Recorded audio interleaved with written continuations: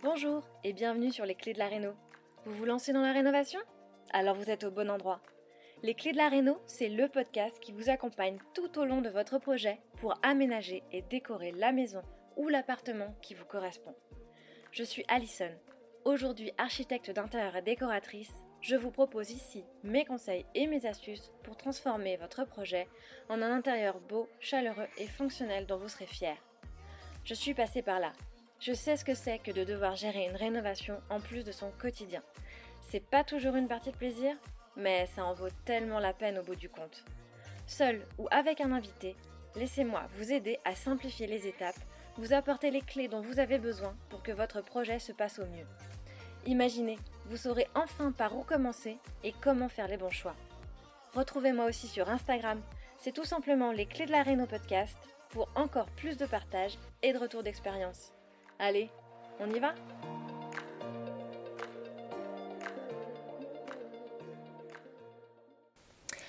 Bienvenue à toi pour ce nouvel épisode de Les Clés de la Réno, le podcast. Aujourd'hui, on se retrouve à nouveau pour découvrir la rénovation incroyable d'une nouvelle invitée. Il s'agit d'Émilie de la maison Belle Estiu.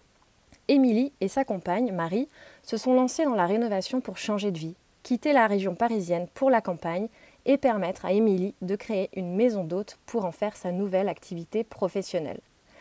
Avec des envies de sud-ouest, elles trouvent leur petit coin de paradis dans le Périgord noir et achètent un hameau constitué d'une maison d'habitation et de plusieurs dépendances à toiture de lauze qui font le charme de la région. Au départ, elles ne voulaient pas de gros travaux, mais comment résister face à un coup de cœur pareil ? Le hasard de la vie a mis ce lieu sur leur chemin. Elles ne pouvaient pas l'ignorer et Émilie nous le raconte, elle ne regrette pas une seule seconde de s'être lancée dans l'aventure de la réno, même si ça leur a valu quelques nuits blanches. Parce qu'effectivement, elles ont vécu des rebondissements.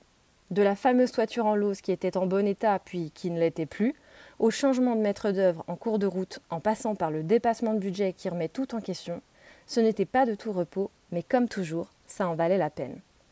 Ce qui m'a plu avec ce projet, c'est comment on peut créer un intérieur chaleureux, lumineux et confortable, tout en conservant l'esprit des lieux et en récupérant un maximum de matériaux anciens. C'est aussi comment on peut parfois trouver des solutions à ces problèmes insolubles en allant trouver les idées là où on ne les attend pas, avec notamment la récupération de tuiles anciennes pour faire rentrer un imprévu dans son budget de toiture. Avec Émilie, on a aussi beaucoup parlé de l'importance de bien constituer son équipe au démarrage de son projet. Parce qu'effectivement, c'est bien d'avoir de belles idées, mais c'est mieux d'être bien accompagné pour les mettre en œuvre, d'où l'importance de bien choisir son équipe de rénovation, quitte à prendre son mal en patience pour gagner du temps au bout du compte. Je t'invite, comme toujours, à aller voir le compte Instagram de la maison Belle Estiu pour visualiser les espaces dont on parle avec Émilie. Et si tu souhaites y séjourner quelques jours, alors c'est sur belleestiu.com que ça se passe. Encore un grand merci à Émilie et bonne écoute. Bonjour Émilie, alors d'abord un grand merci d'avoir répondu présente à mon invitation. Je suis vraiment ravie d'être avec toi ici aujourd'hui pour que tu nous racontes l'histoire de ta rénovation.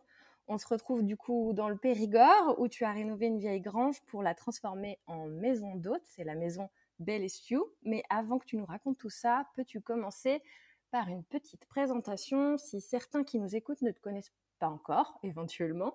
Peux-tu nous en dire un peu plus sur qui tu es ? Bonjour Alison, merci beaucoup de m'avoir sollicité et je suis ravie d'être là et de passer ce moment avec toi. Donc, je m'appelle Émilie, j'ai 39 ans, bientôt 40. Je vis dans le Périgord depuis 8 ans avec Marie, ma compagne. J'habite entre Sarlat et Montignac. Alors Montignac, c'est pas trop connu, mais c'est les grottes de Lascaux. Donc, je suis dans une zone très touristique et vraiment le triangle d'or du Périgord, une zone très très jolie. J'ai ouvert la maison d'hôte il y a 8 ans maintenant, le 16 juillet, donc voilà, ça va faire 8 ans. Ça a fait 8 ans en tout cas. Quelques jours, oui. Quelques jours, hein, et voilà, c'est un projet qu'on a créé à deux. On avait envie de campagne. Avant, j'étais à Paris pour le boulot essentiellement. Je travaillais chez Vente Privée et je faisais de la production photo, du stylisme photo. Et voilà, envie de changer de vie, envie d'avoir une entreprise à soi. Et donc, du coup, voilà, gros coup de cœur pour le Périgord. Il n'y avait pas d'attache familiale particulière parce que moi je suis originaire de Normandie, avec des attaches plutôt en Bretagne. Et donc ça a vraiment été le projet qui a fait qu'on est arrivé par ici pour créer la maison Belle-Estiu. D'accord. Et alors du coup, tu nous dis, c'était en 2015, c'est ça? Exactement. Si je fais les bons c'est ça. calculs. Ouais, exactement D'accord. ça. La signature était en 2015, les premières visites étaient fin 2014, parce qu'il y a toujours des temps évidemment incompressibles. Donc première visite de mémoire, ça fait quand même septembre 2014 et arrivée janvier 2015. Donc il a tout de suite, quasiment immédiatement, rencontre avec le maître d'œuvre, enfin le premier maître d'œuvre, puisqu'il y a eu il y a eu quelques rebondissements dans cette aventure de travaux. Et puis oui, tout de suite, on s'est mis au boulot parce qu'il y avait ce projet pro pour moi en tout cas. C'est mon activité seule, Marie, elle a une autre activité. Et du coup, il y avait vraiment un projet à mettre en place très rapidement pour pas perdre de temps et puis pouvoir enchaîner sur une première saison, quoi. Oui, du coup, si je comprends bien, dès la recherche, dès le projet initial, en fait, l'objectif, c'était de te créer une activité professionnelle aussi en trouvant cette rénovation. Ouais. Il n'y avait pas de mouvement, en tout cas, on n'enclenchait pas de mouvement de partir si moi, je ne pouvais pas créer ce projet-là, puisque c'était vraiment... le but du jeu de venir à la campagne, c'était que moi je puisse ouvrir aussi cette maison d'hôte. Donc tout, même dans les recherches, était orienté sur cette maison d'hôte, enfin sur cette création de maison d'hôte du moins. Mmh. Et donc, vous recherchiez un lieu à la campagne, vous aviez des critères un peu précis, Alors, on recherchait un lieu à la campagne, on recherchait 2 maisons. En fait, on avait déjà quelques critères, ce qui nous a permis de déblayer un petit peu. Par contre, le projet a changé en cours de route, c'est qu'on ne voulait pas faire de gros travaux. Donc, on cherchait des maisons déjà rénovées. Ouais, on s'est trompé. C'est souvent le cas. Surprise, voilà, c'est les petits, sinon c'est vraiment pas drôle. Par contre, effectivement, on avait déjà des critères parce que voilà, on avait fait pas mal de maisons d'hôtes et on savait un petit peu où on voulait aller, même si tout n'était pas du tout balisé. Mais en tout cas, on voulait 2 maisons. On voulait du terrain, mais pas non plus entretenir des hectares et des hectares. On voulait être tranquille, mais pas complètement isolé au fin fond d'une forêt. De nulle part. Oui. De nulle part, voilà. Et donc, on a cherché un petit peu comme ça. On a visité. Alors là, je pense, c'est pas une question de chance, mais c'est en tout cas dans notre recherche, on a visité. On n'a pas visité tout de suite dans le Périgord. On a visité pas mal de maisons autour de Toulouse au début. Finalement, on s'est rendu compte très vite que la région, c'était pas un gros coup de cœur. Et on a commencé à visiter ensuite dans le Périgord. Et le truc, c'est que quand on est tombé sur cette maison, sur ce qui deviendra Belle-Estiu, on avait déjà visité une dizaine de maisons. Donc on avait déjà en fait quelques critères en tête et on savait ce qu'on pouvait trouver, ne pas trouver. Et c'est là aussi où on s'est décidé très très vite parce que quand on est tombé sur cette maison, elle rassemblait tous nos critères. Sauf qu'elle était complètement rénovée. Oui, sauf que il y avait tout à faire. Mais le fait d'avoir déjà visité des maisons rénovées où on se disait finalement il faut tout casser, on achète plus cher. Il faut tout casser, ce qui a aussi un coût. Pour refaire à son goût. Exactement. Et puis surtout, voilà, on n'avait rien vu qui remplissait tous les critères, où on avait eu en tout cas un méga coup de cœur, alors qu'effectivement, celle-là qu'on a trouvée vraiment par hasard sur le bord de la route qui nous attendait. En fait, en allant à une autre visite, on a vu un panneau à vendre et on s'est dit tiens, voilà, celle-là on l'a pas repérée et c'est comme ça que ça s'est fait. Donc, je pense qu'elle nous faisait le hasard de la rencontre. Elle nous faisait un petit coucou pour faire court. On s'est arrêté sur le bord de la route et voilà, on a fait le tour du propriétaire très rapidement en se disant ça a l'air quand même très très chouette et on a organisé une visite le lendemain parce qu'on était là que pour quelques jours en fait dans la région. Et effectivement, moi je m'en souviens encore, même s'il y a eu tellement de choses qui se sont passées depuis, mais je me souviens très bien rentrer dans cette cour intérieure et me dire, mais intérieurement, mais c'est ici, quoi. C'est assez fou parce que c'est vrai qu'il y a des lieux comme ça où on ne sait pas expliquer pourquoi. Voilà. Ça a été nous deux, en plus, sans qu'on se dise rien, on se regardait un petit peu du coin de l'œil parce qu'on essaye de jamais trop montrer l'enthousiasme, voilà. Et donc, quand l'agent immobilier est parti, on s'est regardé, on s'est dit mais en fait c'est celle-là, quoi, c'est sûr. Toutes les deux, vous avez senti la vibration exactement. du coup de j'aime cœur, bien quoi. ce terme de vibration parce que alors des fois, on sait jamais trop les réactions des gens quand on parle de vibration de maison et tout, sans tomber dans un truc hyper ésotérique. Mais je sais qu'il y a plein de gens qui viennent ici et qui me disent ah là là, mais c'est dingue les ondes qu'il y a. Voilà, sans partir dans des trucs complètement. Mais voilà, il y a quelque chose en fait dans ces pierres. Je sais pas expliquer. On s'y sent bien, quoi. Je sais pas. Il y a une âme. Il y a des choses qui après 8 ans, je ne sais toujours pas l'expliquer. Et c'est peut-être ça qui fait la magie du lieu. C'est vrai. Voilà. Et même quand on revient, quand on part un peu en vacances et qu'on revient, même si moi la maison je la connais par cœur, quand je reviens après 1 ou 2 semaines, parfois je ressens encore ce truc de c'est cool d'être ici. Donc ça, c'est chouette, ouais. Et vous cherchiez, tu m'as parlé de Toulouse, Périgord, donc on est quand même plutôt sud-ouest. Vous aviez ciblé le sud-ouest? Ouais, alors effectivement. Un peu partout, non, on avait ciblé sud-ouest pour des raisons que je sais même pas expliquer en fait. L'envie. Ouais, alors je crois que venant de Normandie, on avait clairement envie de soleil, même si c'est très bien la Normandie, je me fâchais, voilà. Moi, j'aurais bien aimé aller en Bretagne, j'avoue que j'aurais bien aimé, mais voilà, on n'avait pas le même attachement finalement, en tout cas à cette région-là, et je peux comprendre aussi, Marie qui me disait oui, la Bretagne, il fait pas... en termes de changement climatique, on va pas beaucoup varier. Enfin bon, bref, ça c'est d'autres débats. Et donc on a ciblé sud-ouest et puis après on a surtout éliminé toutes les zones où on ne pouvait pas aller, quoi. C'est vrai qu'évidemment on a évidemment pensé au Pays Basque tout de suite pour être en bord de mer, mais bon, voilà. Question budgétaire, ça ne rentrait clairement pas exactement, le même. Voilà, exactement. Par rapport au projet en tout cas et la taille de ce qu'on voulait. La côte, évidemment, ça collait pas non plus. Et donc voilà, ça s'est fait un peu par élimination. Et c'est vrai qu'au début, moi j'avais toujours vécu en ville, en appart. Donc le côté campagne, on connaissait parce qu'on voyageait beaucoup à la campagne, on faisait pas mal de chambres d'hôtes, mais vivre à la campagne, c'était quand même c'était un peu le saut dans le vide aussi, quoi. Donc d'où cette recherche autour de Toulouse en se disant bon, on reste quand même un peu autour d'une grande ville. Et puis voilà, finalement on n'a pas eu le coup de cœur et on est venu à la campagne. La vraie campagne. Et on s'y fait très très vite en fait.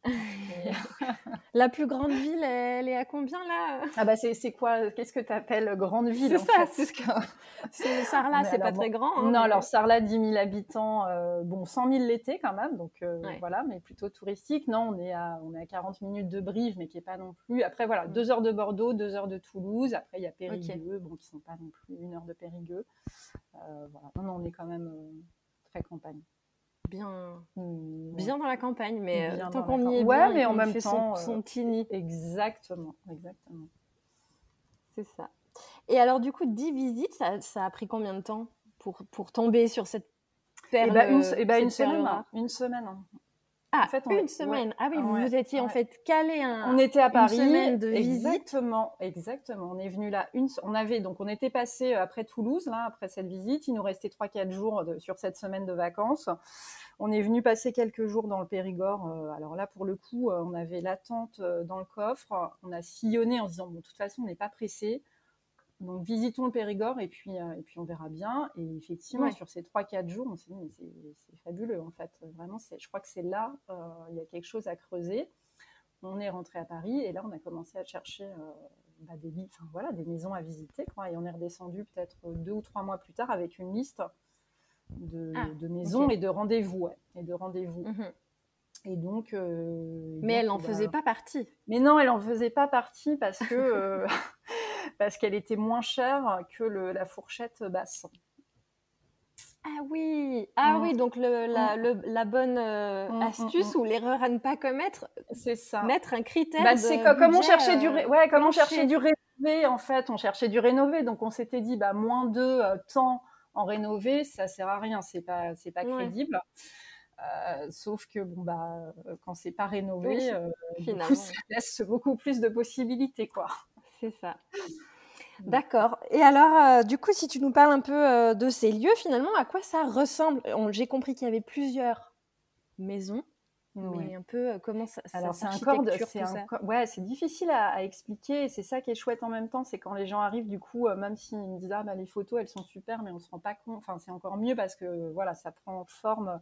C'est un corps de ferme du 18e qui est organisé autour d'une cour fermée.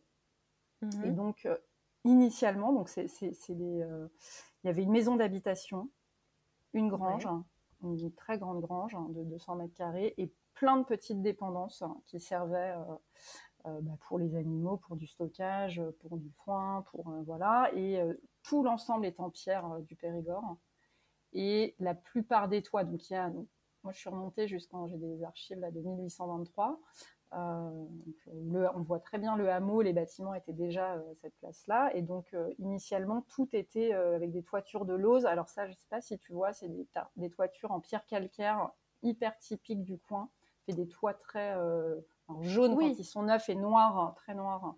Oui, ce qui est encore le cas de la maison des Lescues, en fait, du coup. Oui, c'est ça, légèrement arrondi, un peu, non? Ouais, enfin, un peu comme tu vois ça sur les Trullo en Italie, tu vois ça, enfin, il y a plusieurs régions où il y a ce type de matériaux, mais qui se perd de plus en plus parce que compliqué à entretenir, onéreux, pas beaucoup d'artisans non plus, mais ça donne un cachet fabuleux voilà, à l'ensemble, quoi.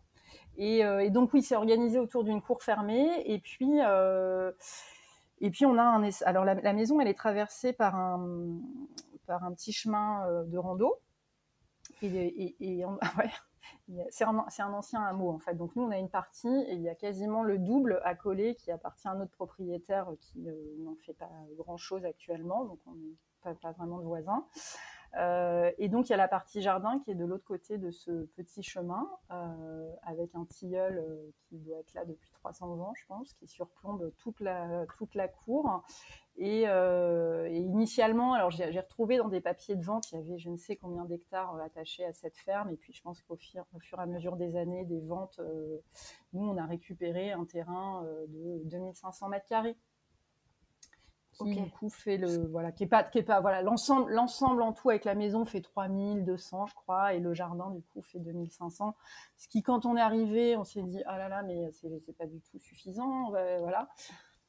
Vous qui vouliez pas entretenir de jardin. Voilà, à l'entretien maintenant. Bon, moi, finalement, c'est déjà pas mal. Ouais, parce que, exactement. Parce que surtout dans le cadre d'un projet de maison d'hôte où ça doit être, voilà. Nickel tout le temps. Tout le temps, ouais, c'est ça. Donc encore quand c'est pour soi et que l'herbe elle est haute, on se dit bon c'est pas grave. En fait, je ferai la semaine prochaine. Pour une maison d'hôte, c'est pas trop possible. Il faut que ça soit quand même un peu, voilà, tout le temps régulier, tout le temps pareil.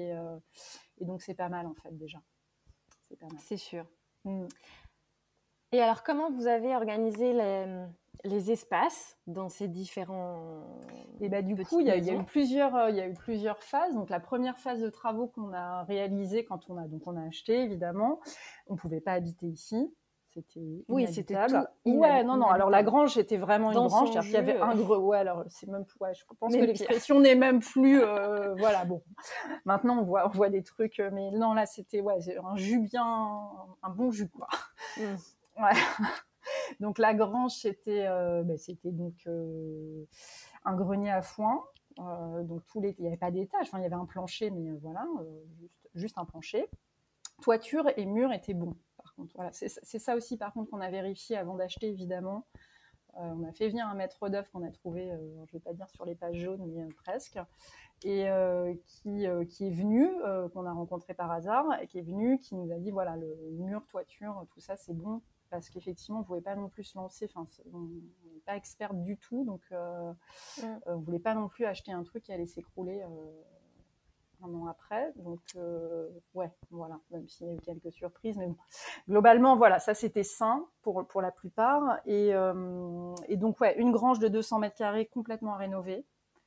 Pas d'assainissement, pas d'électricité. Enfin, il y avait un fil électrique qui pendouillait, pas d'eau courante. Et la maison d'habitation, du coup, elle n'était plus habitée depuis une dizaine d'années. Et donc, la famille qui a occupé la ferme pendant plusieurs générations vivait là de façon rustique, on va dire. C'est-à-dire qu'il y avait Ouais. pas de chauffage. En fait, dans le Périgord, il y a ces grandes cheminées qu'on appelle des cantous, donc qui est là dans la cuisine qu'on a réussi à garder. Mais c'était ils se chauffaient avec ça. Le parquet posé sur la terre, donc vraiment pas utilisable. Et tous les autres espaces étaient des granges. Et même ce qui deviendra la piscine, en fait, était un bosquet. Donc voilà, l'ensemble extérieur avait un super potentiel parce que les bâtiments étaient à la bonne place. Il y avait plein de petites touches qui faisaient très ferme et qu'on a réussi à garder. Mais tout l'intérieur était à imaginer, en fait. Bon, c'était chouette en même temps, ça vous a permis Ouais, mais je crois que tout de suite, en fait, ça nous a hyper stimulés, en fait. C'est ça, carte blanche. Ouais, et c'est là où on s'est dit que finalement on avait fait le bon choix et qu'on avait bien fait de changer notre fusil d'épaule. C'est que finalement, très très vite, là où on avait du mal à se projeter dans des maisons déjà rénovées, là finalement très vite on s'est dit mais en fait là on peut faire ça comme ça, comme ça, comme ça. Et du coup c'était plus simple en fait finalement à imaginer. Et donc si je comprends bien, 2 blocs. Vous avez, oui, c'était 2 blocs, donc principalement la maison d'habitation et la grange. Exact. Ça, c'est la première phase, ce qui nous a occupés pendant 1 an et demi. Et puis après, il y a eu d'autres rénovations dans le temps. Mais voilà, la première phase de gros chantier, la plus grosse phase, c'est celle-là. C'est maison d'hôtes et maison d'habitation et piscine et tout le technique, quoi, mettre de l'assainissement. Voilà. Oui, parce que du coup, vous avez créé les chambres d'hôtes dans une des maisons et dans l'autre, dans la grange, dans la grange. Exactement, ouais. Et vous habitez l'autre partie. Dans la maison d'habitation initiale de la ferme. Ça, c'est ce qu'on voulait dès le départ. C'est vrai qu'on voulait 2 maisons. On ne voulait pas, même si chacun on adore, son espace. Ouais, exactement. Ça, c'est par l'expérience qu'on avait eue en maison d'hôte et puis par nos envies respectives, c'était d'avoir, même si on adore avoir du monde à la maison, on a envie aussi d'avoir des coins à soi que pour soi et pas tout partager, même son canapé, quoi. C'est sûr. Et du coup, vous avez combien de chambres ? Chambres d'hôtes, j'entends.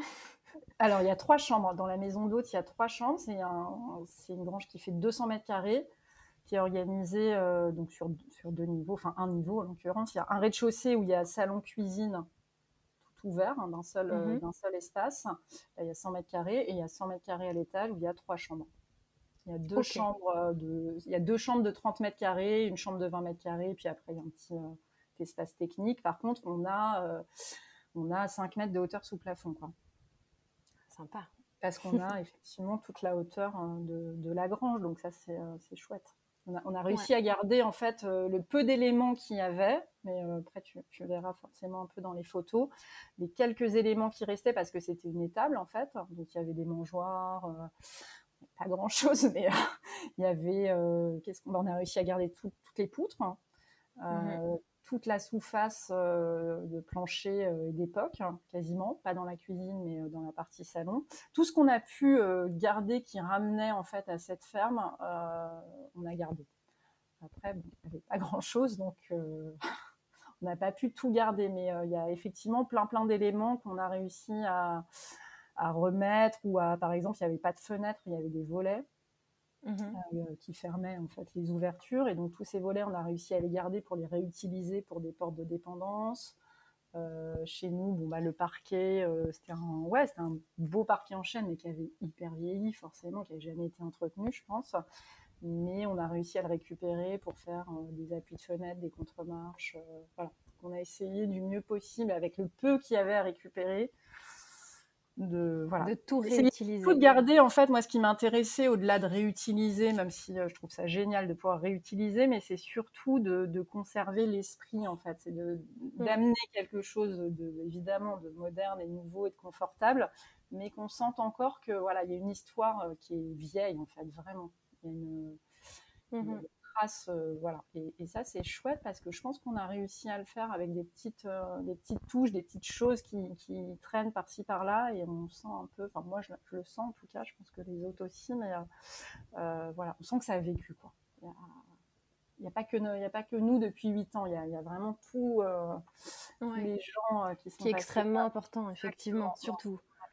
Ce serait, pour moi, je trouve, c'est un crime effectivement de faire une rénovation si c'est pour tout remettre. Oui, c'est ça. C'est qu'on, tout remettre en neuf, voilà, je vois vraiment pas l'intérêt, effectivement. Bah, pas sur des vieux bâtiments comme ça, de respecter les lieux, quoi, tout simplement. Oui, voilà, c'est ça, et leur histoire. C'est ça. Et du coup, là, vous trouvez la maison, vous vous lancez dans la conception, vous commencez à imaginer. Tu nous as parlé d'un maître d'œuvre, pardon. Ouais. Bah là, c'est le grand saut dans l'inconnu. Donc, on achète, on signe, on se demande ce qu'on a fait. Les familles se disent c'est n'importe quoi, elles vont jamais y arriver. Bon, voilà. Après, il y a quelques sécurités quand même. C'est-à-dire que voilà, Marie, elle a un emploi, elle est médecin, elle trouve facilement du boulot. Moi, je travaille encore un petit peu à côté. Donc, on sait que voilà, on sait que financièrement, ça tient la route. Nous, on sait que financièrement, ça tient la route. Les banques, par contre, ne nous suivent pas du tout. C'est très compliqué. Ça, c'est un peu la surprise. C'est qu'à l'époque, alors, je ne sais pas si ça a changé, mais alors, vraiment, le côté je vais créer une maison d'hôte n'est pas du tout pris au sérieux et c'est très compliqué. On finit par trouver un financement. Ce maître d'œuvre qu'on a rencontré, qu'on a trouvé fort sympathique, comme on connaît que lui, finalement, on commence à travailler avec lui. Et je pense que là, c'est un excès de confiance, c'est-à-dire qu'on ne cherche pas spécialement. On se dit, il a l'air sympa. Et puis, on est très enthousiaste. Et donc, on commence. Par contre, on a déjà une idée de ce qu'on veut. Donc, on lui explique très précisément la qualité du rendu, les matériaux avec lesquels on veut travailler. On part pas sur une chambre d'hôte de luxe, mais en tout cas haut de gamme, voilà. Et donc on commence à travailler à distance parce qu'on habite toujours, on est quand même encore à Paris. Et on reçoit des premiers trucs, c'est assez compliqué la communication, on sent qu'il ne nous prend pas spécialement au sérieux. Et puis très vite, en fait, ça se passe mal parce que je pense qu'il s'est dit qu'on n'y connaissait rien et que ça allait être très facile de faire n'importe quoi, en fait. Donc ça se passe mal.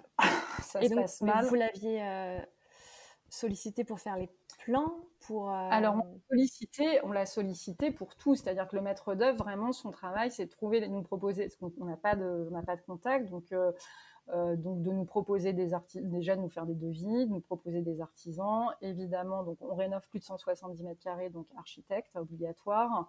Donc de nous mettre en contact avec l'architecte et puis vraiment de faire toute la supervision des travaux en fait, toute la partie technique. Ok, vous aviez besoin d'être accompagné de A à Z, effectivement, jusqu'à la réception.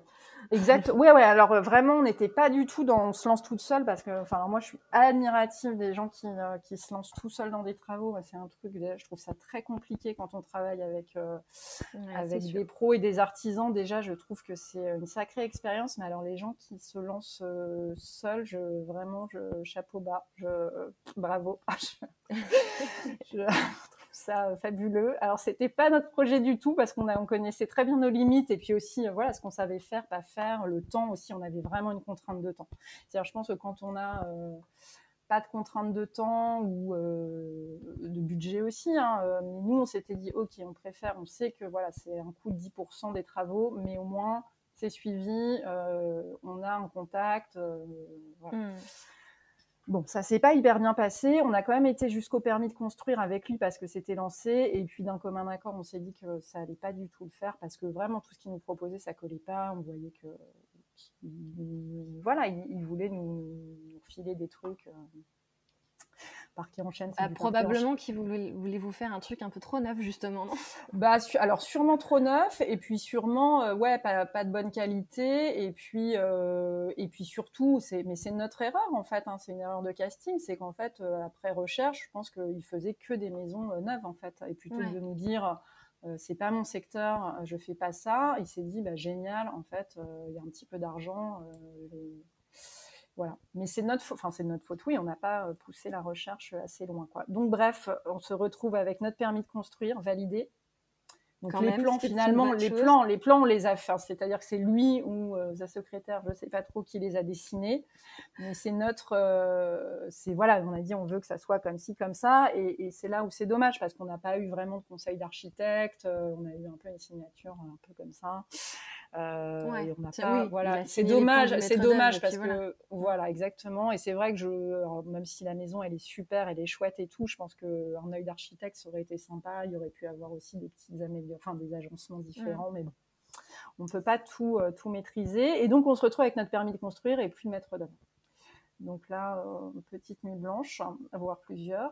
Et donc, on se dit, mais comment on va faire en fait? On a déjà, enfin, le prêt est lancé, c'était un peu la cata, quoi. Et donc, on se dit, OK, il faut qu'on trouve un maître d'œuvre qui accepte de reprendre sur ce qu'on a déjà, et puis un maître d'œuvre qui fasse de la rénovation ancienne, quoi.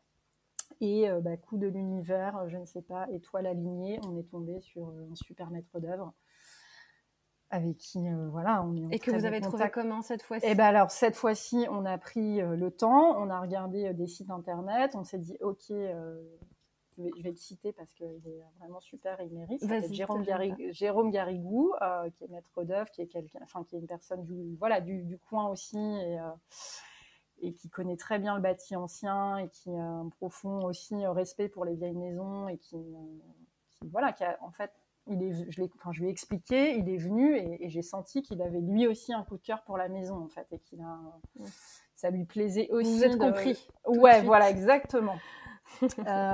Et donc, en plus, challenge, c'est-à-dire que je lui ai dit, Mais voilà. c'est vrai que si c'est aussi un truc qu'on peut dire, c'est que finalement, ça se sent. Enfin, quand on est un peu attentif aux signes, aux vibrations aussi humaines, finalement, le feeling, comme avec n'importe qui, hein, ça se sent. Et quand on vient parler du projet dans lequel on a envie de mettre tout son cœur à quelqu'un, ça se sent en fait, si on est aligné ou s'il est à côté de la plaque. Et il faut. Après, non, mais je suis entièrement d'accord. Après, ce qui est dur, c'est quand, je vois avec la preuve, moi, je suis assez sensible à ce genre de choses et tout, mais c'est vrai que la première visite ou le premier maître d'œuvre, pour moi, c'était tellement énorme le projet d'achat, d'imagination, que je me suis pas méfiée, enfin en tout cas je n'étais pas attentive à ça à ce moment-là. Et effectivement, je pense que tu as raison, c'est un point fondamental, c'est déjà de se sentir bien avec la personne avec laquelle on va travailler pendant des années ou des mois. C'est sûr.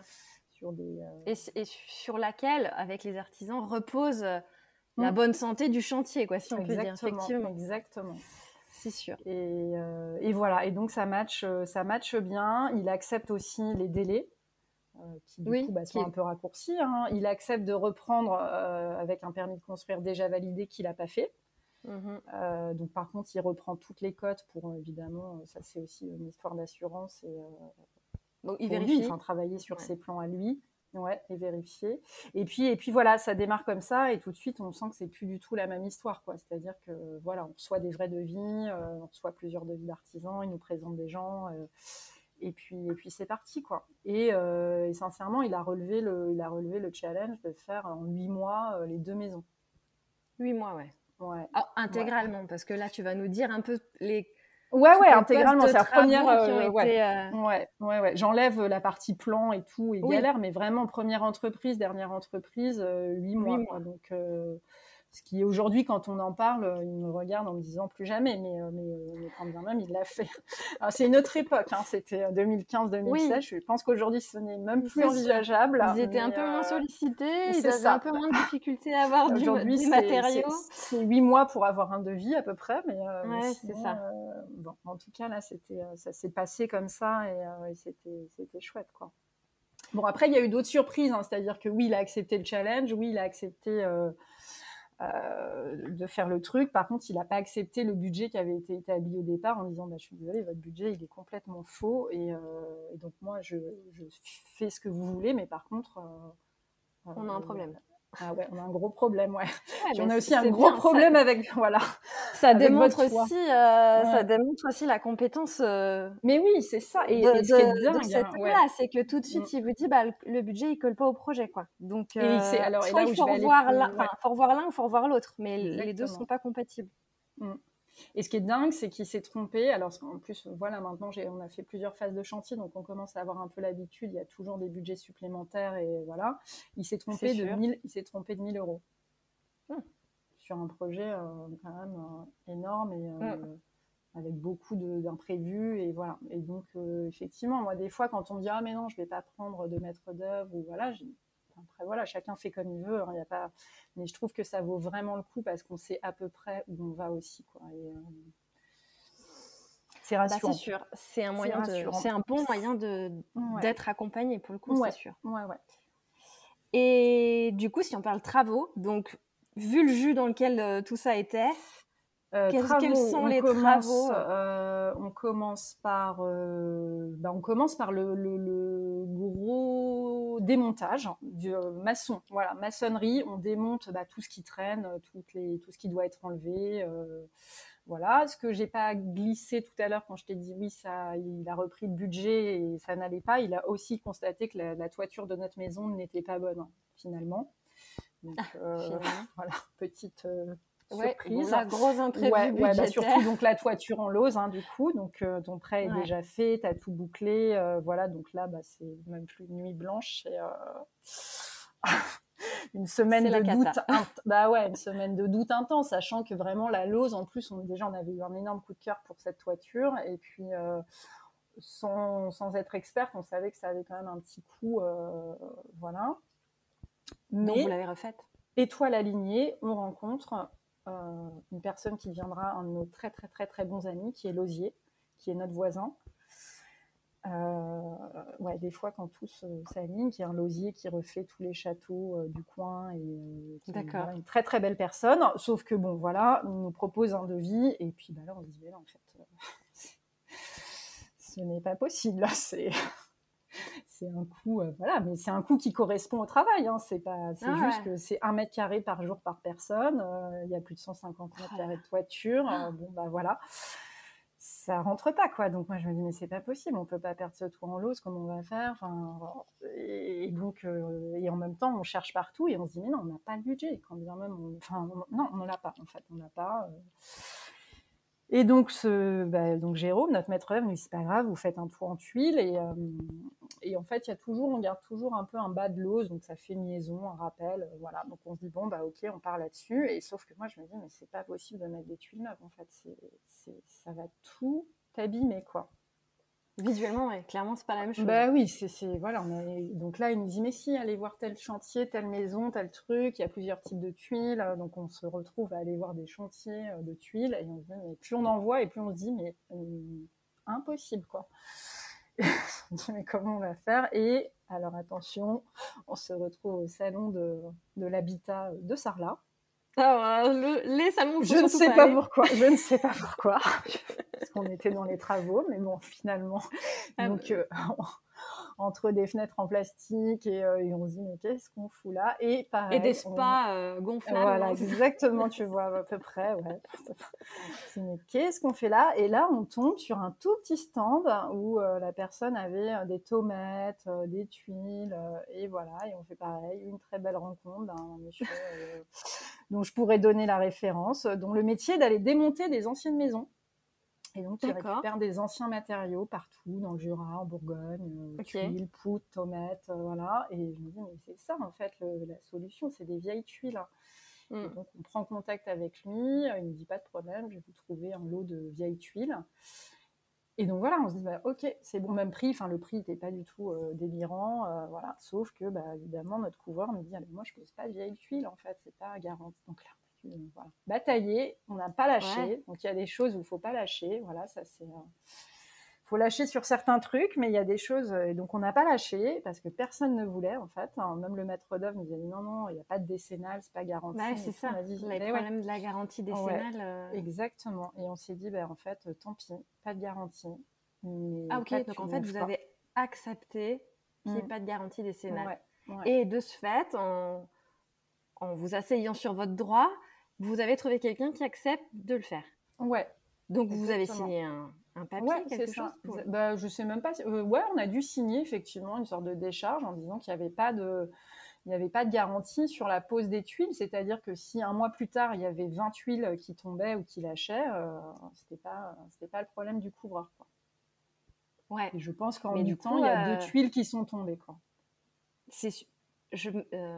C'est vrai que c'est quand même un peu cocasse comme situation. Parce qu'effectivement, il y aurait, mettons, des infiltrations ou quoi, que ça vienne abîmer l'isolation, l'électricité, enfin d'autres corps de métier, mais que ce soit lié au fait que la toiture fasse plus son travail correctement.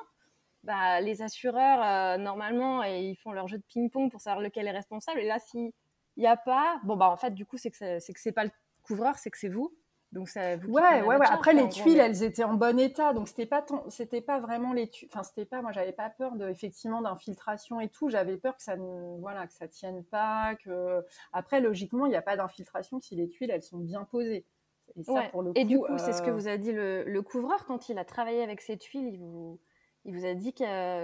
c'est que pour eux, elles sont usées, en fait. Donc, elles sont pas... la petite encoche qui est derrière, elle peut lâcher, ou elles sont gélives, ou elles ont déjà eu une vie. Donc, sauf qu'elles ont déjà eu une vie, mais elles sont tellement bien faites qu'elles auraient pu continuer, quoi. Et je pense qu'on a... Enfin, vraiment, on n'a pas eu de soucis, en fait.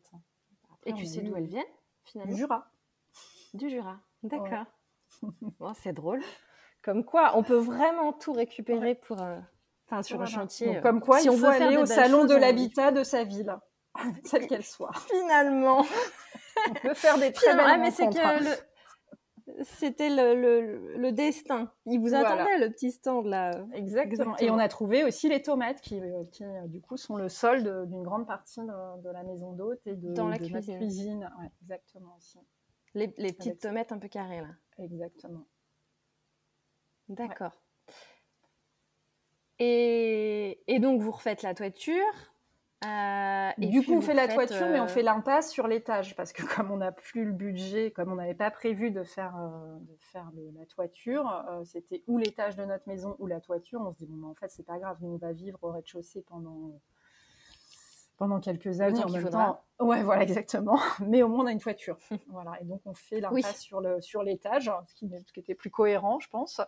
Et puis, voilà, on passait quand même de 46 mètres carrés à 80. Enfin, tout allait bien, en fait. Oui, à deux, ça reste jouable. Ouais, non, franchement, oui, c'est juste une histoire d'organisation. Enfin, c'était vraiment pas un souci, quoi. Et donc, voilà, on a pu avancer comme ça. Et les travaux commencent. Ouais, après, effectivement, beaucoup de démontage. Après, ça a été l'assainissement. Enfin, creuser tous les réseaux, en fait. Donc, c'est une partie vraiment impressionnante. Et puis là, en plus, on est au cœur de l'hiver. Il y a des tractopelles partout. Il y a de la boue sur 20 cm. On a une réunion de chantier toutes les semaines. Et des fois, on arrive, on se dit, mais qu'est-ce qu'on fait là, quoi. Et donc là, vous aviez déménagé ? Vous habitiez Là, en fait, on habitait dans un gîte qu'on avait trouvé pas très loin parce que donc la maison pas habitable. Et il faut savoir qu'ici, déjà à l'époque, très peu de locations de longue durée. Parce que beaucoup de locations saisonnières. Oui, c'est sûr. Que dans l'idée, on était parti sur 1 an de travaux. Donc, on s'est dit, oui, 1 an, emménager, ouvrir des lignes, des comptes, des compteurs. On trouve un meublé. Et en fait, on n'a pas trouvé, quoi. On n'a pas trouvé, donc on a fini dans un village vacances, une sorte de village vacances dans un petit gîte. On ne payait pas de mine, mais où en plus on était obligé de déménager l'été parce que forcément... Voilà. Comme dans toutes les zones touristiques, voilà, les bonnes locations de septembre à mai, je vois bien de quoi tu parles, parce que du coup j'ai failli habiter dans ce genre de location là, en arrivant sur le littoral. Oui, c'est quand même pas hyper pratique. Mais... Non. D'accord. Et donc, du coup, vous êtes dispo pour la réunion hebdomadaire, parce que vous êtes sur place, finalement. Voilà, c'est ça. C'est que moi, je continue à travailler un peu en freelance au tout début, et très vite, je me rends compte qu'il faut que je sois là, que si je veux pas louper des trucs, qu'il y a beaucoup... Moi, un peu naïvement, je me dis, ok, il y a un maître d'œuvre, je vais donner les directions, mais en fait, non, pas du tout. En fait, c'est toutes les semaines, voire tous les jours, il y a des décisions à prendre.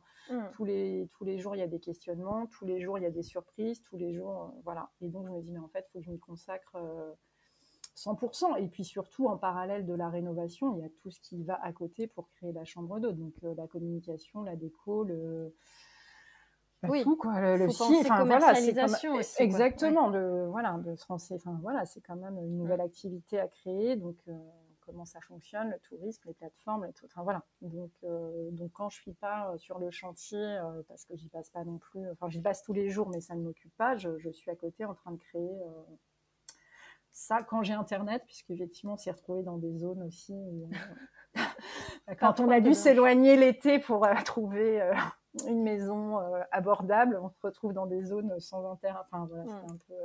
mais bon, voilà, c'est marrant après coup. Ça fait partie de l'histoire du projet aussi, quoi. Et donc, si tu nous listes un peu tous les corps d'État qui sont intervenus, donc on a parlé du couvreur, du maçon. Ouais, terrassement. Oui, terrassement avec l'assainissement. Ouais, voilà, creuser la piscine aussi. Plombier, électricien, menuisier, charpentier, ferronnier. Pour les rampes d'escalier, ce genre de choses. Exactement, ouais. Exactement. Les garde-corps aussi envers, parce qu'on a des fenêtres, des fenêtres qui n'étaient pas sécurisées. Et puis, je viens de penser à un autre corps de métier que j'affectionne particulièrement, le plaquiste. Plaquiste, plâtrier, peintre, et peintre, exactement. Pas la peinture. Alors la peinture, c'était dans les devis. Quand on a commencé à recevoir les devis, on s'est dit mais en fait, ça ne rentre pas. Vraiment, c'est un vrai métier pour le coup. Je pense qu'on voit, même si on peut s'appliquer le plus du monde, on ne fera jamais aussi bien qu'un peintre pro. Mais pour le coup, voilà, c'était hyper cher. Et donc, on s'est dit, OK, ça, on sait faire. C'est très cher. Ouais, même si c'est pas exactement le même résultat, mais en tout cas, on peut, voilà, on sait faire. Enfin, on va mettre notre masque, on va poncer nos bandes et on va peindre comme des grandes et on va y arriver, quoi. C'est voilà. Donc c'est vous qui mettez effectivement tous les espaces. Alors, presque tout, sauf les rampants qui sont à 5 mètres où, avec beaucoup d'enthousiasme, on se dit, mais c'est pas grave. Donc, on a demandé au plaquiste de nous laisser son échafaudage. Et puis, moi, tout de suite, j'ai dit, voilà, moi, je le sens pas. Et puis, Marie, qui est un petit peu plus bricoleuse et tout, m'a dit, mais non, mais c'est bon, moi, je vais le faire. Et puis, une fois là-haut, pareil, en fait, ça nécessite déjà d'être suffisamment à l'aise en hauteur.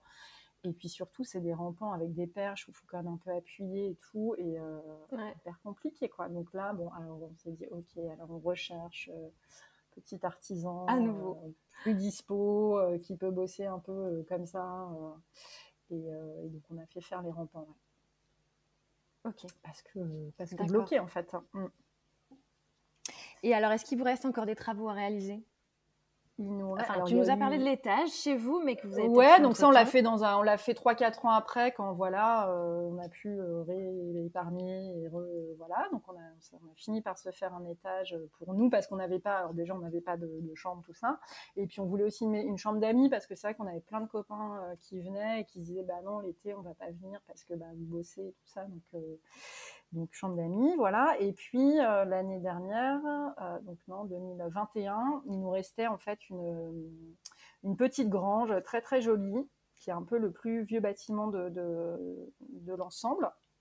Et moi, je voulais ouvrir un gîte parce que je sentais que j'avais la demande en fait pour ça. Je reçois beaucoup de familles, voilà, et souvent aussi des familles avec des très jeunes enfants et qui voilà, sont là, on aime bien la maison d'hôtes, mais on aimerait bien aussi un coin où on est plus tranquille, enfin voir quelque chose un peu, enfin bénéficier des services de la maison d'hôtes, mais être un peu à l'écart. Et donc on avait cette grange et donc phase de travaux.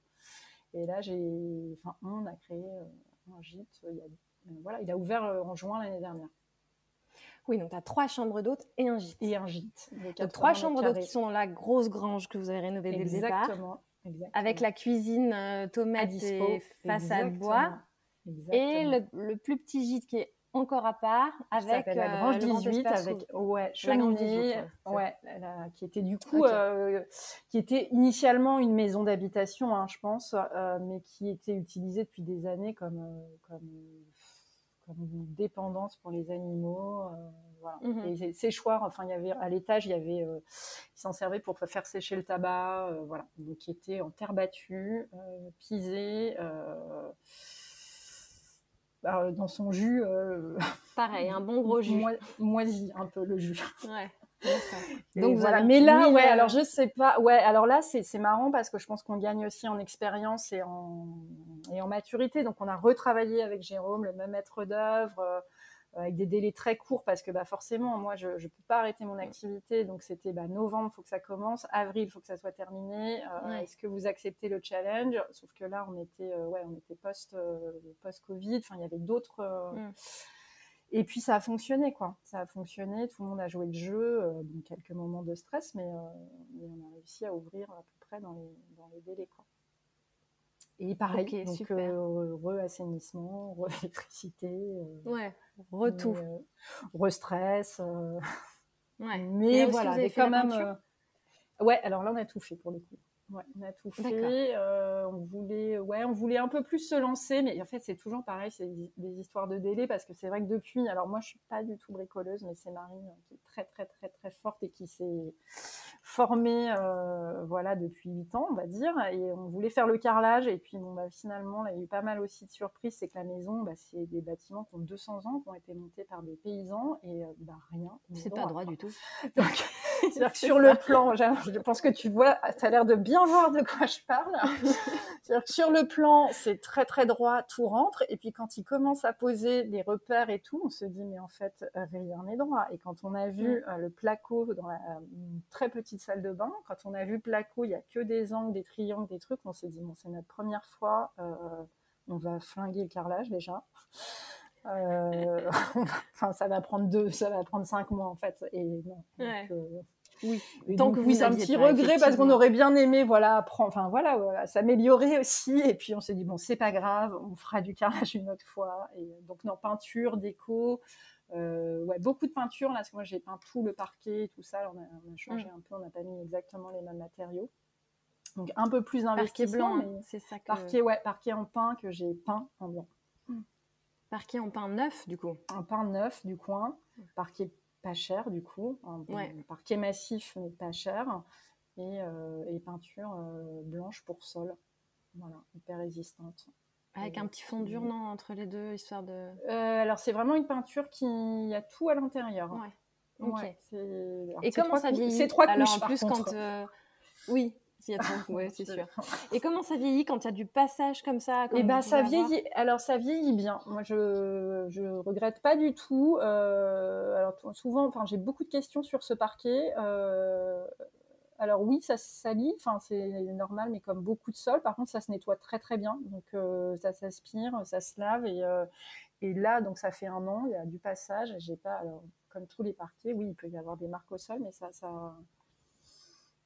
même en vieillissant, je pense qu'il restera joli, enfin il prendra aussi cette patine, voilà du temps. La patine du bois, ouais. Exactement, donc non, je regrette pas du tout ce choix. Bah écoute, ça tombe bien qu'on commence à parler un peu plus choix et choix de matériaux, choix esthétiques. Si tu pouvais nous dire un peu ce qui a guidé ces choix, enfin, comment vous avez créé l'ambiance de cette maison? Qu'est-ce que vous cherchiez à créer? Alors du coup, on voulait vraiment trouver en tout cas un style campagne. Après, on aime toutes les deux la déco, on adore voilà chiner et tout. Donc ça, on avait déjà, mais on n'est pas dans un style extrêmement précis avec des références. On fait un peu comme on ferait chez nous, quoi. En fait, voilà. Je veux dire, je vais pas inventer un truc, c'est qu'on a envie d'être confortable, on a envie de se sentir bien, on a envie que les gens, quand ils arrivent, ils se disent ah mais c'est comme à la maison, et c'est exactement ce qui se passe, c'est pas trop léché, c'est robuste, et voilà. Après, et on n'est pas parti sur des choses ultra contemporaines parce que ça s'y prêtait pas du tout, et que c'est pas trop notre style non plus, mais on est resté sur des matériaux hyper bruts, donc du bois, de la Brut, ouais. tomate. Des choses qui vieillissent aussi facilement. C'est vrai que, en fait, moi, ce qui est pas mal, c'est que je regrette pas trop les choix qu'on a fait, même après 8 ans. Et c'est vrai que la mode, elle change beaucoup. Il y a beaucoup de nouvelles choses, mais je trouve que ça vieillit bien, en fait.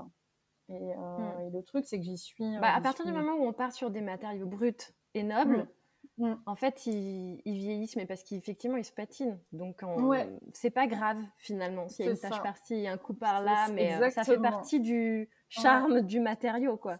C'est ça. Et C'est donc, ça, ça puis vieillit ça bien. change pas trop non plus. C'est-à-dire que des fois, effectivement, on voit on voit des choses, on voit beaucoup les mêmes choses. Moi, je trouve il y a une uniformisation aussi de tout. Et je trouve que quand on revient aussi à des matériaux très bruts, et ben, ça traverse un peu le temps. Et je pense que évidemment, ça va vieillir, les peintures, elles vont vieillir, tout ça. Mais je pense que dans 10 ans, on se dira pas, waouh, c'est carrément décalé en fait. Ouais. On pourra changer la couleur, on pourra mettre un mur, si, je sais pas, d'une autre matière, mais je veux dire, le sol, la tomate, Oui. tout ça, ça sera toujours cohérent à cet endroit-là, en fait. Oui, d'où l'importance, effectivement, de choisir des matériaux qui sont antidatés, quoi, qui a dont qui on a un se lasse côté pas. Ouais. intemporel. Exactement. Ça, pour moi, Et c'était les hyper matériaux bruts, important. Ouais. c'est pour moi, effectivement, c'est une très bonne Mm. référence pour ça. Enfin, Mm. c'est des matériaux qu'on utilise depuis toujours et qui sont encore là et qui s'accommodent Oui, avec justement tous les styles. Donc, effectivement, dans exactement. 5 ans, dans 10 ans, vous voulez changer la déco, en fait, la Ouais, boîte est belle, donc ce que vous mettez dedans, exactement. Ouais. c'est juste que ça changera d'ambiance. Mais... Très bien. Et justement, tu nous as parlé de essayer de réutiliser un maximum de matériaux qui étaient déjà présents. Et notamment, je voulais qu'on parle des mangeoires.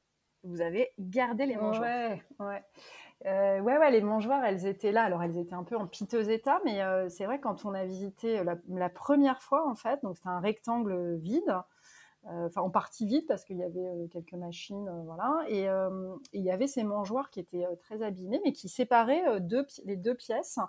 Et tout de suite en sortant, je sais pas si c'est Marie ou moi, mais on s'est dit, mais en fait c'est génial, il y a déjà une séparation entre la cuisine et le salon, donc on va faire le salon là, la cuisine ici, et il faut qu'on garde cet élément-là, en fait.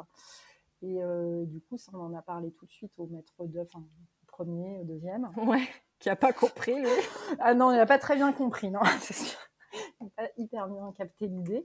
Et du coup, ouais, on a réussi à les garder, évidemment, mais en tout cas, à les aménager. C'est-à-dire que le menuisier qui a travaillé sur la maison, qui était très très bon, il a réussi à tout démonter, à démonter toutes les pièces en bois. Elles ont été stockées pendant tout le temps des travaux.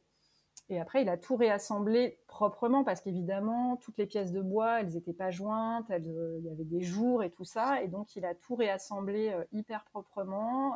C'est lui qui a eu l'idée du verre, hein, parce que du coup, donc, il y a bien l'espace où les vaches passaient leur tête. Mais là, elles sont vitrées maintenant. Et ça fait une séparation, voilà, comme si ça avait toujours été là. Enfin, Ouais, donc vraiment cette trace de l'ancien, quoi. Pardon ? Elles ont été changées de place ou vous les aviez juste démontées le temps des travaux? Non, elles ont été démontées, mais elles sont restées à leur place, hein. À leur emplacement, elles sont à leur emplacement, c'est juste que tous les bois ont été retirés, tout a été démonté, il restait plus vraiment qu'un petit muret en pierre, en fait, hein. Et tout a été remonté. Ouais. Et vous en avez fait des petits coins un peu lecture, banquette. Ouais, c'est ça, exactement. Du coup, donc il a remonté la structure en bois, et puis après, il fallait quand même qu'il y ait un support pour pouvoir s'asseoir. Donc là, on a fait couler un petit peu de béton, en fait, tout simplement. Et puis après, moi, j'ai aménagé avec des petits matelas, des coussins. Ouais, ça marche hyper bien, parce qu'en plus, c'est vraiment, quand on rentre, on les voit tout de suite, et tout le monde aime bien se mettre là. Il y a des petites lampes, des petits spots qui ont été mis pour lire et tout, et c'est assez chouette, et ça permet de garder aussi l'ouverture, en fait. C'est-à-dire qu'avec les vitres, il n'y a pas de séparation, ça fait vraiment une très grande pièce, quoi, entre le salon et la cuisine. Ça permet de garder c'est vrai que je parle une vision. Ouais. Ok, je vois ce que tu veux dire.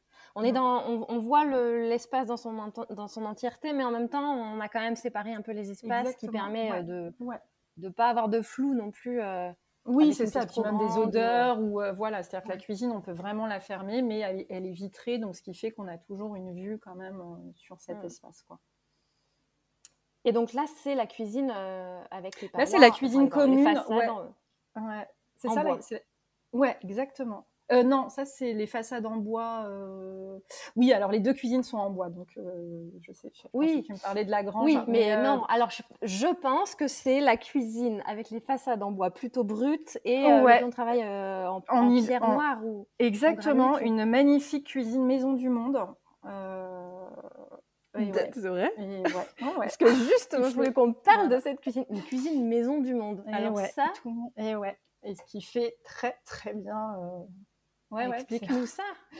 Pareil, c'est-à-dire que c'est des budgets où on avance et on a toujours des goûts. Je sais pas toi, mais moi, à chaque fois que je regarde un truc, j'aime toujours le truc le plus cher, en fait. Je sais pas pourquoi. Oui, ça c'est effectivement. Voilà, et donc on regardait plein de cuisines, parce que vraiment c'est une pièce, on se disait faut vraiment que ce soit important et tout, et donc à chaque fois on se disait est-ce qu'on l'a fait faire, est-ce que et le maître d'œuvre nous disait, bon, on verra à la fin la cuisine. Et puis, sauf qu'à la fin, il n'y avait plus trop d'argent, en fait. Enfin, il n'y avait plus le budget pour faire une cuisine sur mesure. Alors moi, la cuisine, les trucs tout pré-montés, je me sentais pas trop à l'aise avec ça. Je voyais pas faire ça moi-même, je trouvais pas. Et alors, comment je suis tombée là-dessus? Certainement un catalogue. Je tombe sur des cuisines Maison du Monde. Et en fait, je trouvais ça plutôt joli. Je trouvais que ça faisait très bien l'affaire. Et donc, on reçoit des meubles, et c'est pas du tout le même budget, en l'occurrence. Et on peut les voir directement dans les boutiques. En fait, ils ont des échantillons. Alors, ils n'ont pas les cuisines en magasin, mais ils ont des échantillons de bois. Et je vais voir le bois, et je trouve que c'est plutôt de bonne facture. Enfin, ça fait pas complètement faux, patiné, pas joli. Et donc, par contre, le seul truc, c'est qu'il faut faire soi-même la composition. C'est-à-dire que tu achètes des meubles déjà montés, qui arrivent déjà montés. C'est des caissons du coup, ou alors c'est un peu c'est des caissons. comme il y a un bloc, il y a un bloc, il y a l'îlot qui est déjà tout monté, il n'y a plus que le plan de travail à mettre, il y a un bloc où il n'y a que des tiroirs, enfin on choisit, on compose exactement. Donc on a mesuré toute notre cuisine, on s'est dit ok, il nous faut un meuble évier, un meuble pour ranger les poêles, voilà, un meuble tiroir.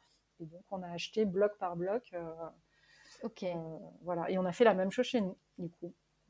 D'accord. Dans notre maison perso, et voilà, et franchement elles vieillissent, elles se patinent aussi, hein, comme toutes les cuisines, mais voilà, et c'est effectivement, le plan de travail il est en pierre, je crois que ça s'appelle de la pierre bleue ou un truc comme ça, et c'est Maison du Monde aussi qui fournit le plan de travail, ou vous êtes allé Non, Maison du Monde, tout est fourni, juste les plans de travail est séparé, donc il faut, et voilà, et sincèrement c'est de bonne parce qu'en plus vous avez un évier qui fait timbre en pierre. L'évier fait 100 kilos, quoi, donc donc pareil, c'était inclus dans le meuble, inclus dans le meuble évier, voilà. Alors ça c'est pas mal. Je savais même pas que Maison du Monde faisait des cuisines. Mais ouais, il y a pas mal de personnes qui connaissent pas, et non, ils font des. Enfin, en tout cas, moi j'en suis ravie. Enfin, puis elles sont, voilà, elles sont utilisées, et ça bouge pas. Et elles vivent très bien, quoi. Donc pour voilà, un budget en tout cas moins onéreux que du sur-mesure. Voilà. Oui, c'est sûr. Très bien. Bon, une voilà. bonne astuce. Et alors une petite question aussi un peu. Je sais que, d'ailleurs j'en vois un derrière toi, donc comme on est en vidéo, vous avez gardé pas mal de murs en pierre apparente. Ouais. Un peu partout. Ouais. Je me demandais si ça avait fait l'objet de questionnements chez vous. Plutôt parce qu'effectivement, après tu vas me dire, on a peut-être gardé des murs que internes ou je ne sais quoi, mais en lien avec la surisolation qu'on nous préconise parfois, et donc on s'interroge souvent à est-ce qu'on doit garder un mur en pierre apparente à l'intérieur. Est-ce que vous vous êtes posé ce genre de questions, ou finalement pas trop? Alors oui, alors tout de suite on s'est dit que l'idée d'avoir des vieilles maisons, des vieux corps de ferme, s'il n'y a plus de pierre à l'intérieur, ce qu'on disait tout à l'heure, c'est garder aussi le style et l'âme en fait du lieu. Après nous, quand on a acheté, c'était de la pierre sèche, quoi, hein. Vraiment, il y avait quasiment, je veux dire, elles étaient maintenues par un espèce de sable qui s'écroulait. Moi je trouvais ça magnifique, j'avais même envie de les garder comme ça, et on m'a dit non, mais en fait ça c'est pas possible, il y a des toiles d'araignée et tout, mais je trouvais ça tellement beau en fait qu'on m'a dit non, il faut les jointer. Donc non, la question de garder des murs en pierre, c'était évident. Après, sur la question de l'isolation, on a gardé les murs en pierre qui étaient exposés sud, en fait. Tout ce qui est exposé au nord était plaqué. Voilà. Et donc, et après, dans les chambres, je réfléchis, c'est à peu près pareil. Puis naturellement, toutes les huisseries sont neuves. Donc, toutes les huisseries. Ouais, mais alors en fait, tu sais, c'est toujours pareil. Après, moi, je suis pas experte dans la rénovation, mais je sais que nous, à l'époque, on a fait donc ce chantier en norme RT, je vais dire 2018. Oui. Voilà. Et quand les chantiers ont été finis, en fait, on s'est retrouvés, la maison était tellement isolée, était tellement calfeutrée que quand quelqu'un prenait sa douche, on avait de la buée en bas, en fait. C'est-à-dire qu'il y avait tellement pas de ventilation dans cette maison que en fait ça n'allait pas, quoi. Et pourtant elle était pile aux normes préconisées, et donc en fait on va quand même avoir un souci, et on a été obligé de percer des fenêtres neuves en bois pour mettre des aérateurs. Exactement. Parce que du coup vous n'avez pas de VMC? Si, malgré tout. Mais ça suffisait pas. Les flux d'air n'étaient pas assez importants. Exactement. Donc des fois pense qu'il en faut. Je ne suis pas assez experte pour aller sur ce sujet, mais bon, après, je pense qu'il faut aussi laisser les choses vivre. Enfin, voilà. Je pense que les anciens faisaient pas non plus des trucs complètement dingues. Après, c'est vrai que les murs, ils sont hyper épais. Et là, on le sent très, très bien depuis 3-4 ans. C'est-à-dire que nous, on a mis la clim là-haut parce que c'est sous toit qui fait très, très chaud. Mais en bas, on n'a pas mis de clim. Et en fait, il fait toujours frais. Il fait, même en plein été, quand il fait 40, en bas, la pièce, elle reste fraîche. Mais parce que les ouvertures, elles sont dimensionnées. On n'a pas fait des immenses ouvertures. C'est vrai que nous, ça nous a surpris quand on a commencé à visiter des maisons. On les trouvait très belles. On se disait, oh, c'est sombre, c'est sombre. Et très vite, on nous a dit, bah ouais, c'est sombre, mais parce qu'il fait chaud, en fait. Et bah oui, en fait, c'est-à-dire que les anciens, ils avaient déjà pensé pas faire des ouvertures. Petites ouvertures. Et donc, du coup, vous n'avez pas tellement agrandi les ouvertures. On a créé des nouvelles, mais on n'a pas agrandi celles qui existaient. C'est-à-dire que, par exemple, chez nous, dans notre maison, on n'a pas recréé, non, on n'a ni agrandi ni recréé d'ouverture, à part à l'étage, parce qu'évidemment, il n'y en avait pas. Mais en bas, on a gardé celles qui étaient existantes. On a juste changé les fenêtres. Et effectivement, après coup, on se dit, ok, donc on prend, faire confiance aussi des fois à ce qui a été fait avant. Enfin, voilà. Oui, c'est sûr. En fait, du bâti ancien, c'est-à-dire que oui, ils n'ont pas fait de grandes fenêtres, mais il y a peut-être une raison aussi, quoi.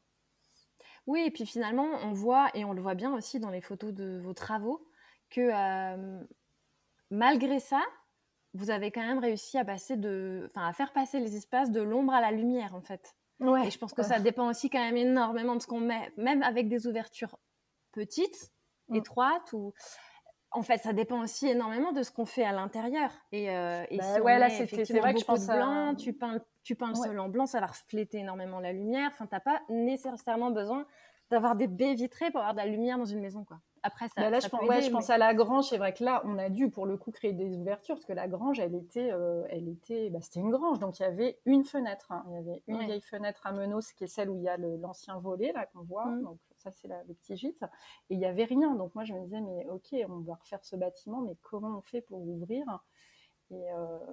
Et qui en plus n'était pas hyper bien exposé pour le coup, et donc il y a eu cette énorme fenêtre toute verticale qui est une très bonne idée, qui est pour le coup une idée du maître d'œuvre, qui permet de ramener de la lumière, et puis une grande fenêtre tableau. Donc c'est pas des baies vitrées, c'est juste qu'il faut, et effectivement c'est pas sombre, mais c'est frais, et voilà. Mais comme tu disais, c'est effectivement tout de suite, moi je me suis dit ok, il faut tout repeindre en blanc. C'est la seule solution, c'est poutre blanche, parquet blanc, et c'est ce qui va ramener de la lumière, en fait. Donc c'est composé aussi avec l'existant pour Oui, comme on disait au démarrage, pas forcément tout refaire pour refaire, mais composer avec l'existant. C'est ça aussi qui crée des challenges. C'est vrai que ce bâtiment, là, la nouvelle grange, elle est très mignonne, mais il y avait plein de contraintes. Tordue. Ouais, elle est toute tordue. Les chambres, elles sont, pour le coup, c'est un toit en lauze, donc c'est très très pentu parce que c'est très lourd. Donc on perd beaucoup d'espace sous pente, en fait.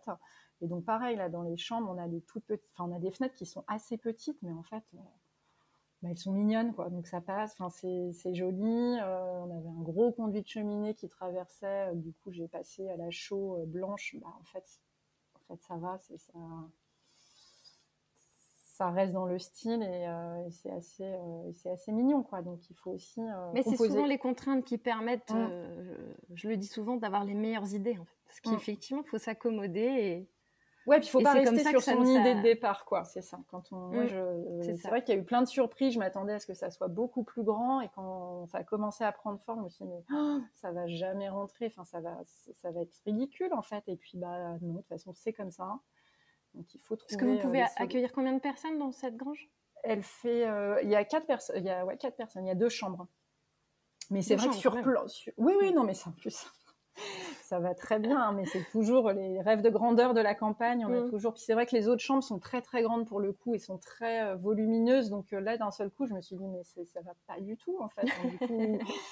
Et puis non, c'est un autre style, ça a un autre charme. On est dans un petit cocon un peu, mais voilà, faut aussi soi-même se dire ok, on remet en perspective, on reste pas camper sur une idée et puis voilà, relativisons. C'est ça. Bah écoute, ça tombe bien parce que du coup, vu qu'on est dans le quart d'heure des bons conseils, on arrive à la fin de l'épisode et la question que je pose toujours un peu à mes invités à la fin, c'est justement si tu devais en retenir qu'un, c'est quoi le conseil que tu donnerais à ceux qui ont envie de se lancer dans la rénovation? Un conseil, c'est super dur. Je crois qu'en tout, de façon très générale, il faut être bien entouré. Voilà. Être bien entouré dans son côté perso, c'est-à-dire voilà, parce que c'est une vraie voilà, c'est une épreuve, non, c'est une aventure, on va dire, c'est une aventure humaine. Mais donc, c'est vrai que c'est voilà. c'est un peu les Couple, montagnes amis, russes émotionnelles, c'est donc ça. c'est sûr que C'est ça ça. remet en Puis, question quand même pas mal de ouais, repères dans le couple, exactement. dans le lieu de vie, enfin surtout quand il y a un déménagement, et c'est sûr que et puis bien s'entourer des artisans, enfin voilà, en tout cas pour les personnes qui veulent travailler avec des professionnels, voilà, de ne pas hésiter aussi à, comme tu disais au début, quoi, s'il n'y a pas le feeling, ça ne viendra pas en fait. Donc, non, c'est sûr. Dès le départ, s'entourer des bonnes personnes avec qui on le sent bien, et quitte à prendre un peu de temps, et voilà, mais trouver, c'est du temps gagné à la fin en fait. C'est exactement et du budget gagné à la fin aussi. Parce prendre que je un pense peu plus de temps au démarrage, c'est en fait s'assurer d'en gagner à la fin, et même si on ne s'en rend pas compte, mais c'est vrai. Et puis même en termes de budget, je pense qu'effectivement, des fois, on se dit « Ah bah non, mais je vais économiser sur ça parce que je pense que j'ai pas le budget. » Mais finalement, le temps qu'on va perdre, l'énergie, les choses qu'on va devoir refaire, n'auraient peut-être pas eu lieu si dès le départ, voilà, c'était... Enfin, ça, c'est que mon expérience. Hein, moi, c'est vrai que je suis... Voilà, s'il y avait d'autres chantiers, je ne bosserais jamais sans maître d'œuvre, en tout cas. Et puis, oui, après, ça, c'est sûr que ça... Maître d'œuvre ou archi, voilà. Hein, mon expérience personnelle, c'est le maître d'œuvre, mais après, ça peut être archi d'intérieur, ça peut être... voilà, en tout cas, de s'entourer de personnes qui sont là aussi pour épauler, quoi, parce que c'est vraiment... Et qui connaissent. C'est ça. Et qui connaissent, et qui épauler dans le sens technique, et voilà, parce que c'est une vraie c'est une vraie aventure, et puis on n'a pas toutes les compétences, quoi. On peut effectivement être fort en déco, mais complètement nul en charpente, ou voilà. C'est sûr. Hein, on n'est pas tout à fait. Après voilà, il y a des super bons qui arrivent à tout faire, et bravo, mais c'est vrai que souvent, ça leur prend beaucoup de temps. Voilà, c'est ça. Connaître ses limites et se dire ça, je sais faire, ça, je sais pas faire, et à qui je peux faire appel. Et puis voilà. Voilà. S'il y a un conseil, en tout cas, de ce que moi j'ai pu vivre sur ces différents chantiers, je pense que voilà, c'est la grande aide d'avoir aussi. On fait des trucs. À la fin, on se dit oui, c'est la maison, mais non, c'est la maison de toute une équipe qui a beaucoup travaillé. Voilà, c'est la maison de savoir constituer son équipe. Ouais. Il y a plein de trucs, évidemment. On a 1000 idées, on a mis 1000 trucs de cœur et tout ça, mais effectivement, la fenêtre, c'est le maçon qui l'a faite, les escaliers, c'est le menuisier, l'ensemble, c'est le maître d'œuvre qui, voilà. Et donc ça, c'est aussi. Nous, on est là, on dit oui, on dit non, on dit ça, je suis pas d'accord, mais c'est un travail d'équipe au final. Oui, c'est vrai. Et est-ce que tu aurais du coup des conseils de ressources, de comptes Insta ou de bouquins qui vous auraient été utiles pendant votre projet? Alors, à l'époque, en tout cas, on lisait beaucoup la presse déco, donc voilà. Après, des comptes Insta, il y en a tellement, il y en a... J'ai même pas, je pourrais pas t'en citer un vraiment, mais c'est vrai que moi j'utilise beaucoup Insta et Pinterest pour la décoration, ou en tout cas pour chercher des inspi. Après, ce que je te disais un peu tout à l'heure, c'est vrai que maintenant j'ai l'impression, alors je sais pas si c'est parce qu'on voit trop d'images, j'ai l'impression de voir tout le temps la même chose, et je trouve ça un peu triste en fait. Des fois on se dit ah mais j'adore ça, ouais mais en fait c'est parce que je l'ai vu 45 fois que est-ce que j'aime vraiment ou c'est juste que mon œil s'est habitué à voir ça et que du coup j'ai l'impression que j'essaye aussi des fois de me dire non c'est en fait je pense qu'il faut s'imprégner. Bon déjà on a ses propres goûts et je pense qu'il faut s'imprégner de plusieurs sources, que ce soit à la fois Pinterest, Instagram, la déco, mais aussi les voyages, aller chercher un peu dans les souvenirs, moi, je sais qu'il y a plein, voilà, on a la chance de voyager et à chaque fois, je me dis, ah, mais tiens, ça, tel tissu, tel truc, tel aménagement, ça pourrait peut-être, et voilà, de stocker tout ça et essayer après de traduire un truc un peu plus perso, qui du coup est unique en fait, parce que si. Pour trouver son style, c'est ça. Pour trouver son style, voilà. Et un style faire son propre mélange. Exactement. Et je pense que c'est ce qui fonctionne et c'est ce qui fait que on se dit pas tiens, j'ai déjà vu ça ou sans tomber dans des trucs très très originaux, mais en tout cas voilà, aller chercher un peu partout et puis mettre son propre voilà, ce qu'il y a au fond de soi qui est que dans sa tête en fait. Et c'est ce qui fera qu'on pourra s'y sentir chez soi déjà de prime abord. Et en plus, probablement qu'on s'y sentira bien quand on vient chez toi, effectivement. C'est ce qu'on essaye. Écoute, merci beaucoup, Émilie. On arrive à la fin de cet épisode. C'était vraiment chouette de remémorer ces travaux là avec toi, de parler de ta réno. Merci pour tous tes bons conseils. Et je doute pas qu'ils seront très utiles à ceux qui vont écouter cet épisode. J'en profite pour leur indiquer du coup que pour séjourner à la maison Bellestu, on te retrouve sur Instagram bien sûr, mais aussi sur le site internet donc bellestu.com et je mettrai tous les liens dans les notes de l'épisode pour qu'on puisse te retrouver et voir les photos de cette belle maison d'hôte.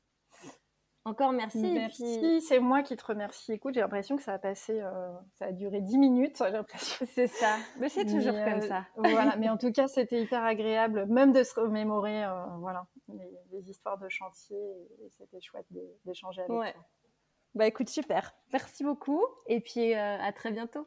À bientôt, merci. Si vous avez écouté jusqu'ici, c'est probablement que l'épisode vous a plu. Alors n'hésitez pas à en parler autour de vous, amis, famille, tous ceux qui rénovent sont les bienvenus.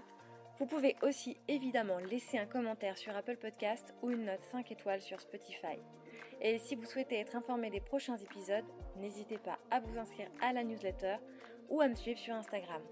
Le podcast, c'est fini pour aujourd'hui, mais je vous dis à très vite pour un nouvel épisode.